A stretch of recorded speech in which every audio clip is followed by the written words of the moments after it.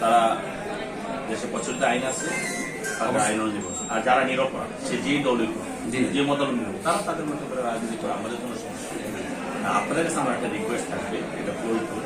আপনাদের কাছে আমার একটা রিকোয়েস্ট থাকবে, আমি যে কথাটা বলি, মসজিদ, মাদ্রাসা, কল্যাণ সমিতি, স্কুল, এই জায়গাগুলো আমরা দলীয় কার্যালয় হিসাবে কেউ ব্যবহার করবো, আমরাও না, আপনারাও।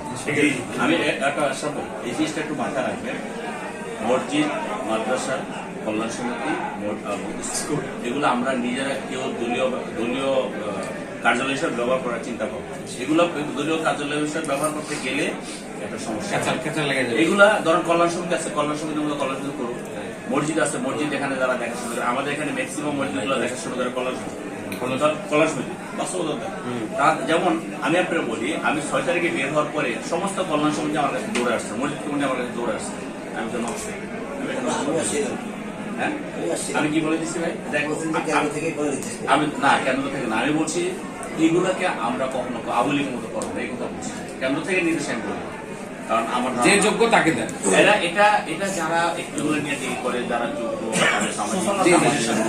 এগুলা আমার মনে হয় এই জিনিসটা একটু খেয়াল রাখবেন আপনারা, খেয়াল রাখবেন। কারণ কি, ধরেন কথা একজন জামাতের একজন যোগ্য লোক আছে, ধরেন তখন জামাতের একজন যোগ্য লোক আছে, সে কিন্তু ওখানে হয়তো ওখানে এমনি প্রাপ্য, নর্মালি একটা মসজিদে সেখানে হয়তো এমনি প্রাপ্য, কিন্তু যখন এখানে জামাত হিসাবে প্রতিষ্ঠিত করতে যাবে, তখন ওখানে আরেকজন দ্বারা যাবে বিএনপি হিসাবে প্রতিষ্ঠা করা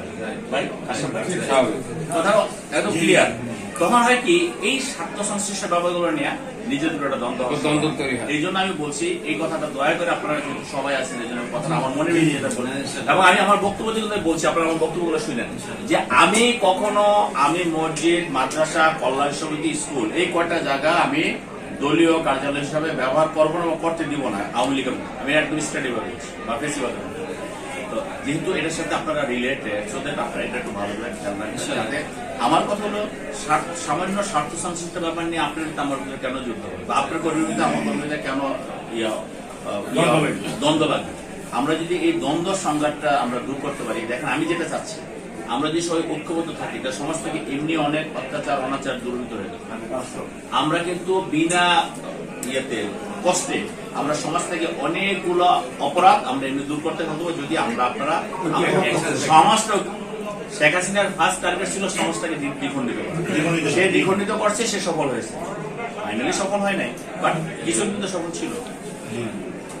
আজকে আমি এই বড় মজলিসে আপনারাই সবাই আছেন, আমি একা, আমি এই কথাটা বলে রাখলাম, কারণ আমি যে অনেক লোক, আমি যে আসর থেকে ছাদে, ওকে, আমি যে কথাটা বললাম, এই কথাটা দয়া করে আমরা সবাই খেয়াল রাখবো, আমিও খেয়াল রাখবো।